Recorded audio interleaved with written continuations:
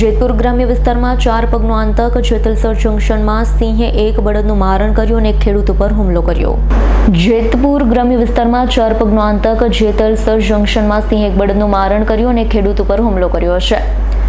જેતલસર જંકશનના સિંહ વિસ્તારની વાડીએ સિંહે એક બળદનું મારણ કર્યું અને ખેડૂત ઉપર પાછળથી હુમલો કર્યો. જંકશનની સિંહ વિસ્તારમાં તનસુખભાઈ ઠુમ્મર બાઇક લઈ ખેતરે મજૂર બોલાવવા જતા હતા ત્યારે તુવેરના પાકમાંથી અચાનક સિંહે ખેડૂત ઉપર હુમલો કરતા ખેડૂત ઈજાગ્રસ્ત થયો છે. સિંહે ખેડૂતના હાથના ભાગે અને સાથના ભાગે ઈજા પહોંચાડી. સિંહ ખેડૂતને ઈજા પહોંચાડતા ખેડૂતે રાડારાડ કરતા સિંહ નાસી છૂટ્યો. ઈજાગ્રસ્ત ખેડૂતને જેતપુર પ્રાઇવેટ હોસ્પિટલમાં સારવાર અર્થે ખસેડાયો છે. ઈજાગ્રસ્ત ખેડૂતને સાથના ભાગે 8 જેટલા ટાંકા આવ્યા. સિંહે એક બળદનું પણ મારણ કર્યું છે. જેતલસર જંકશનમાં સિંહ આવી ચડતા ખેડૂતોમાં ભય જોવા મળ્યો. ફોરેસ્ટ વિભાગ દ્વારા ઘટના સ્થળ પર પહોંચી સિંહનું લોકેશન મેળવવાની તપાસ શરૂ કરી. ખેડૂતોની માંગણી છે કે સિંહોને તાત્કાલિક ફોરેસ્ટ વિભાગ દૂર લઈ જાય તેવી માંગણી કરાઈ છે. સિંહ વિસ્તારના ખેડૂત તેમજ મજૂરોમાં ભય ફેલાયો છે.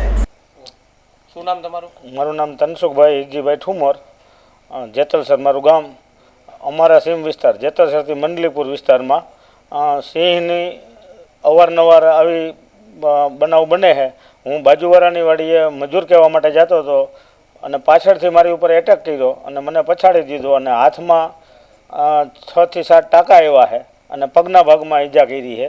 અને એક સિંહ મેં જોયો છે અને બાજુમાં મોટો તુવેરના ઘેરામાં જતો રહ્યો.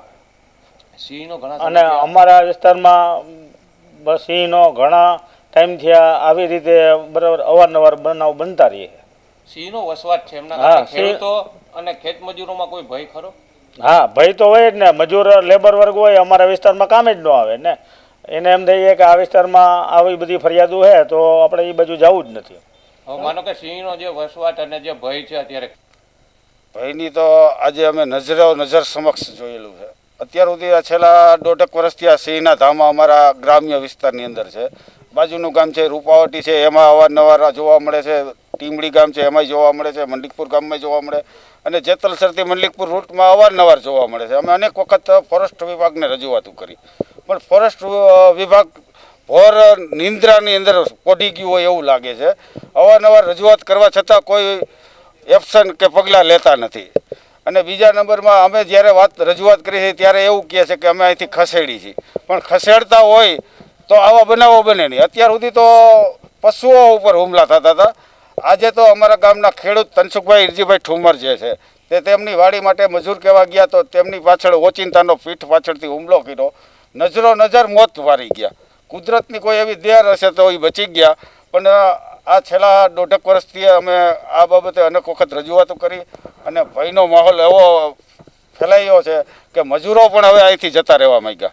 અત્યારે મજૂરોની તંગી પડી છે. તો હવે અમે તમારા મીડિયાના માધ્યમથી આ ભર નિંદ્રાની અંદર સૂતેલી સરકારને રજૂઆત કરી છે કે તમે ફોરેસ્ટ વિભાગને જગાડો અને આનો અમને કોઈ પણ ઈલાજ અથવા કોઈ પણ રસ્તો કાઢીને બતાવે. સુરેશ ભાલિયાનો રિપોર્ટ, S9 ન્યૂઝ, જેતપુર. અમારી તમામ માહિતીથી અપડેટ રહેવા માટે જોડાયેલા રહો S9 ન્યૂઝ સાથે.